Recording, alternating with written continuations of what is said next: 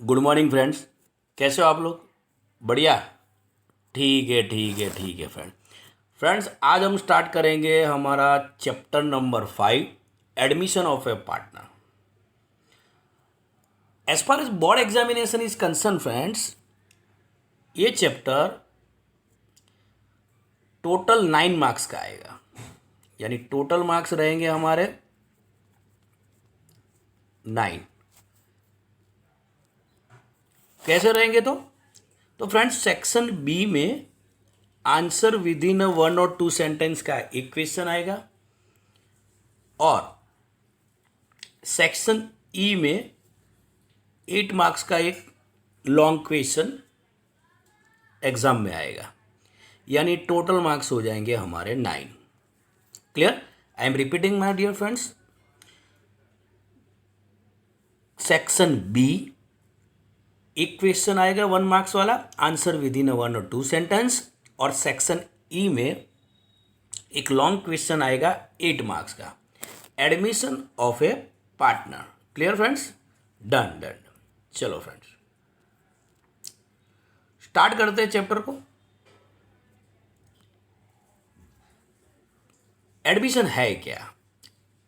सीधी बात है कि रनिंग पार्टनरशिप फर्म को कोई नया पार्टनर ज्वाइन करेगा, उसको बोलते हैं admission of a partner. I am repeating my dear friends, कोई रनिंग पार्टनरशिप फर्म को, मान लो कि कोई पार्टनरशिप फर्म चल रही है और ए, बी और सी, देयर आर 3 पार्टनर्स, वो पार्टनरशिप फर्म को चला रहे, यानी बिजनेस वो लोग चला रहे हैं।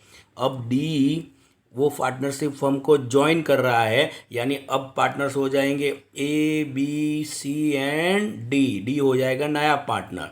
तो जो नया पार्टनर पार्टनरशिप फर्म को ज्वाइन कर रहा है ना, which is called admission of a partner. ठीक है? रीजन क्या होता है, क्यों नए पार्टनर्स को रनिंग पार्टनरशिप फर्म में यानी रनिंग बिजनेस में ज्वाइन करवाया जाता है? क्यों ज्वाइन करवाया जाता है? तो friend, these are the reasons. कौन कौन से हो सकते? तो number 1, when the continuing partners needs additional capital, यानी कैपिटल की रिक्वायरमेंट हो। ध्यान से सुनिएगा फ्रेंड्स, यानी कैपिटल की रिक्वायरमेंट। मान लो कि there are 3 partners A, B and C, उन लोगों ने अपनी जितनी भी कैपिटल थी वो बिजनेस में डाल दी है, जितनी भी थी, पर वो कम पड़ रही है। कम पड़, यानी बिजनेस एक्सपांड हो रहा है, बिजनेस एक्सपांड हो रहा है, यानी बड़ा हो रहा है बिजनेस। तो बिजनेस बड़ा हो रहा है, एक्सपांड हो रहा है, तो सीधी बात है कि फर्म में फंड की नीड होगी ही होगी, फर्म में फंड की नीड होगी ही होगी। तो फिर तो उनके पास तो पैसे है नहीं, क्योंकि ए, बी और सी तीनों ने अपने पास जितनी भी कैपिटल थी वो पूरी की पूरी डाल दी थी। अब उनके पास ऑप्शन क्या बचता है कि बैंक से लोन ले ले, अदरवाइज यानी मनी बाहर से बोरो कर ले। पर उनको लगे कि इससे अच्छा है कि कोई नए पार्टनर को ही ज्वाइन करवा लो, इस तो क्या हो जाएगा कि विदाउट इंटरेस्ट आपको फंड मिल जाएगा। हाँ, प्रॉफिट शेयर करना पड़ेगा, बट आपको कैपिटल मिल जाएगी। तो फर्स्ट रीज़न ये हो सकता है friends, to satisfy the need of capital, किसी नए पार्टनर को क्या करो, रनिंग पार्टनरशिप फर्म में ज्वाइन करवा लो। चलो, number 2, when the continuing firm requires additional managerial ability, यानी आपको मैनेजरियल स्किल चाहिए। अब मान लो कि तीनों पार्टनर है ए, बी और C, there are 3 partners in a partnership firm A, B और सी। वो नए पार्टनर डी को क्यों ज्वाइन करवा रहे हैं? क्योंकि डी के पास बिजनेस चलाने की अच्छी स्किल है, यानी मैनेजरियल स्किल डी के पास अच्छी है। तो उससे क्या होगा, ये जो ए, बी और सी जो बिजनेस चला रहे हैं, डी उसको ज्वाइन करेगा, तो एक स्किल बिजनेस को एक्सपांड करने में, बिजनेस को अच्छी तरह से चलाने में वो लोग डी की स्किल को यूज़ कर पाएंगे। हाँ, कई लोगों के पास अच्छी स्किल होती है, फंड नहीं होते पर स्किल होती है, तो आप बिजनेस में दोनों ही चाहिए। जैसे बॉडी को ब्लड और ऑक्सीजन दोनों चाहिए, उसी तरह बिजनेस को दोनों चीज़ें चाहिए। क्या क्या चाहिए? बिजनेस चलाने के लिए फर्स्ट इज फंड और second is skill. First is fund यानी पैसा भी चाहिए और स्किल भी चाहिए, दोनों के दोनों चाहिए। तो फ्रेंड्स कई कई कई लोगों के पास मैनेजरियल एबिलिटी अच्छी होती है, स्किल अच्छी होती है, तो उनको वो स्किल को यूज़ करने के लिए आप उसको अपनी पार्टनरशिप फर्म में as a new partner join कर लो।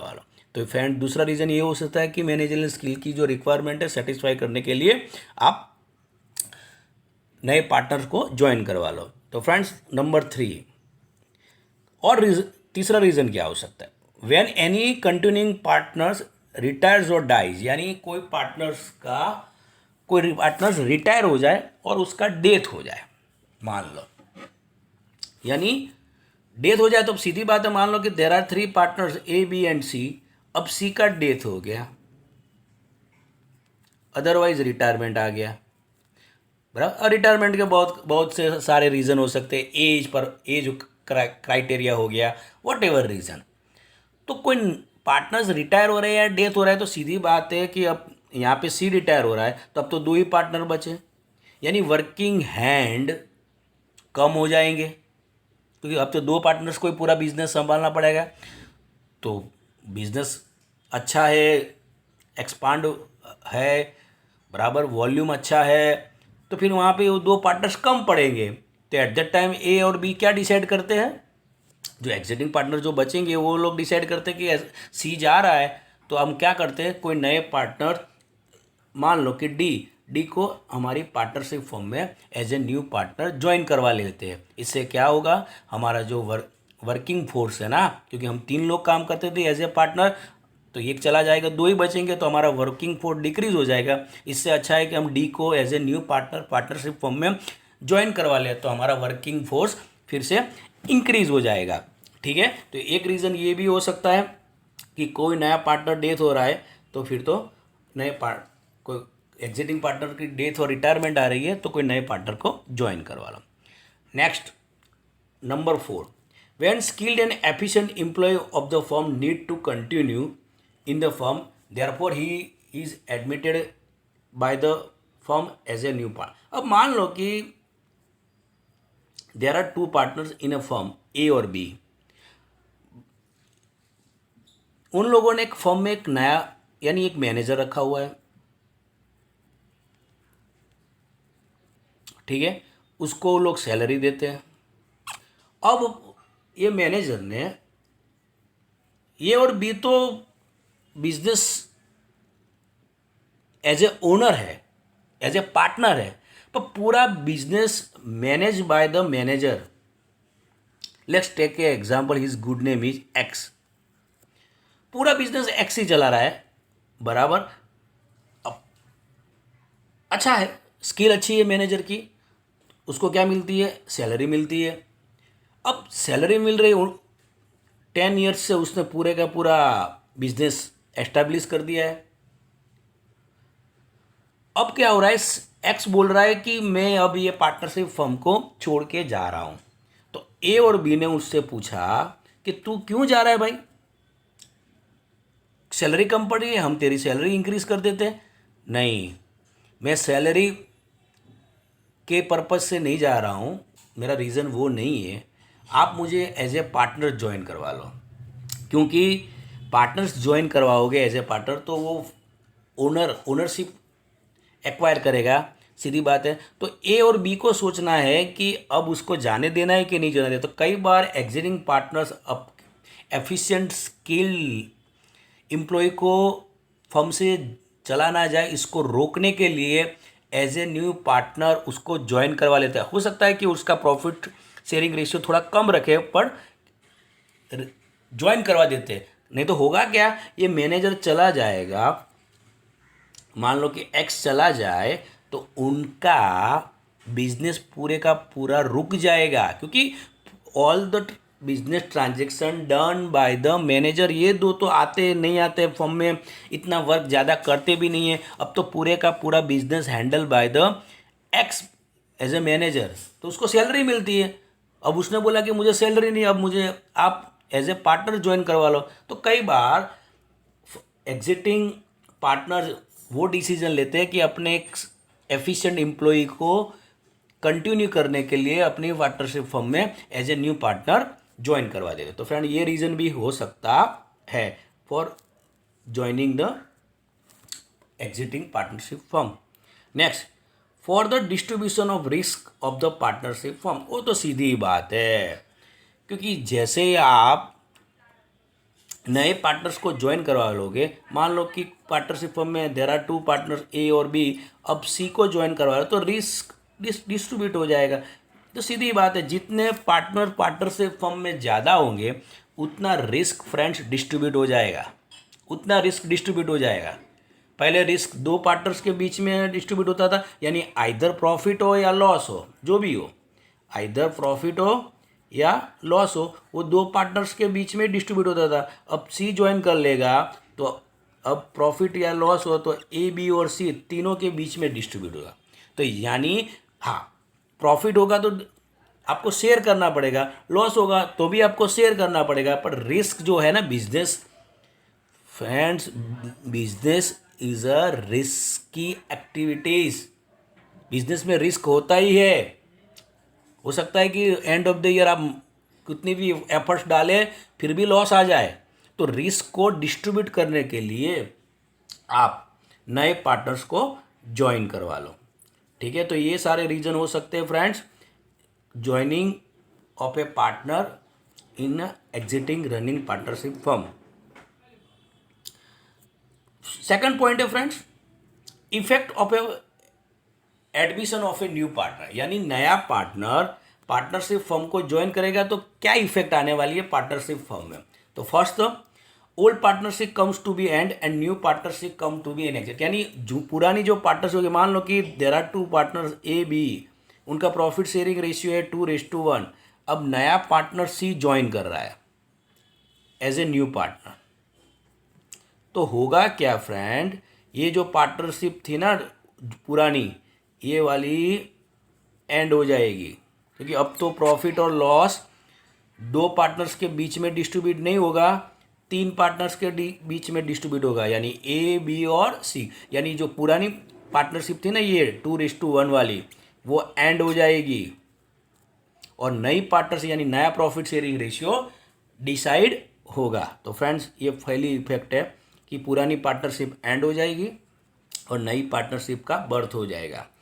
Second number, new partner becomes entitled to share future profit of the firm and therefore the combined share of the old partners gets reduced। सीधी बात है ना कि पहले profit 2 partners के बीच में distribute होता था ए और बी, अब नया पार्टनर जो सी पार्टनरशिप फर्म को ज्वाइन कर रहा है एज ए न्यू पार्टनर,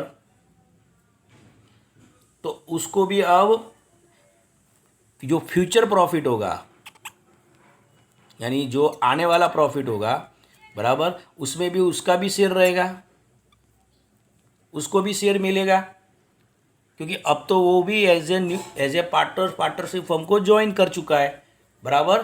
तो ये फ्यूचर प्रॉफिट में भी अब नए पार्टनर्स को हिस्सा मिलना स्टार्ट हो जाएगा। और होगा क्या, क्योंकि अब तो पहले तो प्रॉफिट ए और बी के बीच में डिस्ट्रीब्यूट होता था, अब प्रॉफिट सी को भी मिलने वाला है उसका शेयर, तो वो शेयर कहाँ से आएगा, तो ए और बी का जो शेयर है ना वो थोड़ा रिड्यूस होगा। तो सीधी बात है, मैं एग्जांपल देता हूँ आप लोगों को, ध्यान से सुनिएगा। मान लो कि एक रूम है, उसमें 2 लोग रहते हैं ए और बी, ध्यान से सुनिएगा। अब आपको वही रूम में सी की जगह बनानी है, यानी सी वही रूम में रहने जाएगा, तो सीधी बात है कि वो ए और बी का शेयर तो क्या होने वाला है, क्योंकि सी की जगह कब बनेगी, यानी ए और बी अपना शेयर है उसमें से कुछ ना कुछ क्या करे, सैक्रिफाइस करे। विदाउट सैक्रिफाइस यानी ए और बी दोनों सैक्रिफाइस करे, यानी ए और बी दोनों अपना शेयर थोड़ा थोड़ा रिड्यूस करे, अदरवाइज दोनों में से कोई एक रिड्यूस करे, नहीं तो होगा क्या, सी की जगह हो गई नहीं, यानी C as a new partner running partnership firm को ज्वाइन कर रहा है, तो सीधी बात है उसका शेयर आएगा कहाँ से, जो एग्जिटिंग पार्टनर्स होंगे वो अपना शेयर थोड़ा बहुत क्या करेंगे फ्रेंड्स, रिड्यूस करेंगे। ठीक है फ्रेंड्स, तो ये इफेक्ट दूसरी हो गई कि एग्जिटिंग पार्टनर्स का जो शेयर है थोड़ा बहुत क्या होगा, रिड्यूस होगा। ठीक है friends. Next, new partners contributes an agreed amount of capital in cash और in kind and acquire rights of the assets of the firm. यानी वो कैपिटल देगा अपनी, तो उसको जो भी पार्टनरशिप फर्म की एसेट्स होगी ना उसमें भी राइट मिल जाएंगे, उसमें भी राइट्स मिल जाएंगे। सीधी सीधी बात है, क्योंकि अब वो as a new partnership firm को ज्वाइन कर रहा है, एज ए पार्टनरशिप फर्म को ज्वाइन कर रहा है, तो फिर उसको भी अब वो जो भी पार्टनरशिप फर्म की जितनी भी एसेट्स होगी उसमें उसका भी शेयर हो जाएगा। ठीक है, क्योंकि उसने एक एग्रीड अमाउंट यानी एक certain amount as a new partners as a capital उसने फर्म को प्रोवाइड की हुई है। डन। चलो फ्रेंड, नेक्स्ट आज फ्रेंड्स 5 टॉपिक लेते हैं ए वाले सेशन में, क्योंकि एक साथ सब लेंगे तो थोड़ा बराबर ज़्यादा हो जाएगा। तो आज 5 पॉइंट्स इसमें कवर कर लेते हैं।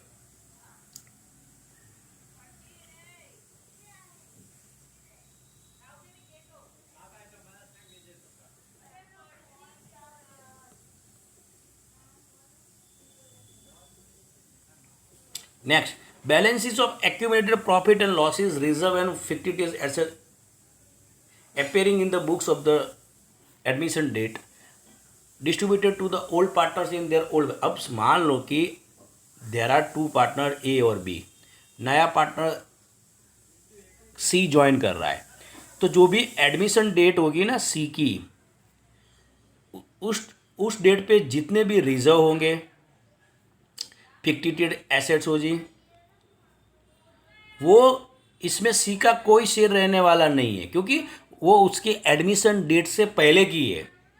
तो बी को वो रिजर्व में से कुछ सी को वो रिजर्व में से कुछ मिलने वाला नहीं। सी को, I am repeating my dear friend, C को वो रिजर्व, फिक्टिटेड एसेट्स यानी जो भी एक्यूमुलेटेड प्रॉफिट बढ़े, यानी पी एंड एल अकाउंट का जो भी क्रेडिट बैलेंस है, पी एंड एल अकाउंट का जो भी डेबिट बैलेंस है, उसमें सी का कोई शेयर रहने वाला नहीं है। रीज़न क्या है फ्रेंड्स? क्योंकि वो उसके एडमिशन डेट से पहले का है। ठीक है फ्रेंड्स, तो वो किसको मिलेगा? ओल्ड पार्टनर्स को ओल्ड रेशियो में डिस्ट्रीब्यूट हो जाएगा, यानी ओल्ड पार्टनर्स ओल्ड रेशियो। ठीक है, वो ए और बी को ही मिलने वाला है क्योंकि वो एडमिशन डेट से पहले का है। चलो फ्रेंड, यानी ये हो गया। 5th, assets are revalued and liabilities are reassessed and the net change is adjusted in the old partners capital। यानी एडमिशन के टाइम पे जो भी एसेट्स होगी उसका रिवैल्यूएशन होगा, एसेट्स का,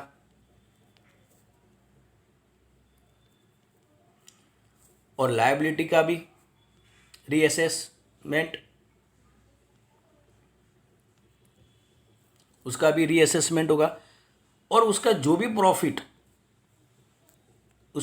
प्रॉफिट होगा वो ओल्ड पार्टनर, यानी मैंने यहाँ एग्जांपल लिया ए और बी, उन दोनों को मिल जाएगा। क्योंकि रीवैल्यूएशन का जो भी, क्योंकि ये एसेट्स की जो भी नई वैल्यू यानी मार्केट वैल्यू लाई जाएगी उसमें सी इंटाइटल नहीं है। रीज़न एक ही है फ्रेंड्स, क्योंकि वो उसके एडमिशन डेट से पहले की एसेट्स है, उसमें उसका राइट रहेगा, बट जो वैल्यू रीवैल्यूएशन का प्रॉफिट होगा उसमें उसका शेयर रहने वाला नहीं है। Done friend. तो फ्रेंड्स यहाँ तक आज रखते हैं, 5 टॉपिक हमने कंप्लीट कर लिया। ठीक है फ्रेंड्स, तो आज के सेशन के लिए इतना ही। Have a good day.